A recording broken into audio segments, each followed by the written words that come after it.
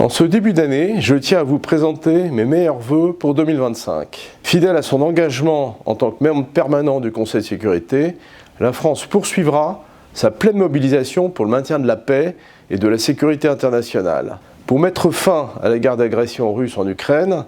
qui viole ouvertement depuis bientôt 3 ans les principes fondamentaux du droit international et de la Charte des Nations Unies, pour éviter un embrasement régional au Moyen-Orient et relancer un processus politique de paix crédible s'agissant du conflit israélo-palestinien et en faveur duquel la France coprésidera une conférence internationale avec l'Arabie Saoudite au mois de juin à New York. Enfin, nous n'oublions pas non plus les millions de personnes qui continuent de souffrir partout dans le monde,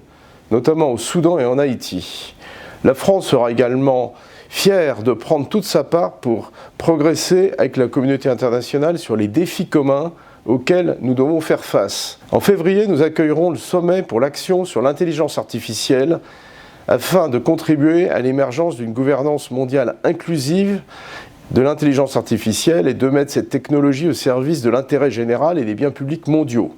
Le mois de juin sera un moment très important avec la tenue à Nice de la 3e conférence des Nations Unies sur l'océan, sur laquelle nous travaillons depuis de nombreux mois avec le Costa Rica. 10 ans après l'accord de Paris et 1 an après la signature du traité BBNJ pour la protection de la haute mer et de la biodiversité marine, nous souhaitons faire de cette conférence un temps d'action et de mobilisation de tous les acteurs qui se traduira par une déclaration politique et des engagements volontaires et ambitieux de toutes les parties prenantes.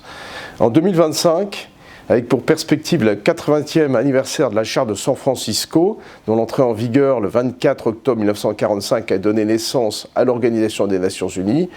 la France continuera sans relâche de défendre un multilatéralisme fondé sur la règle de droit, fort et efficace.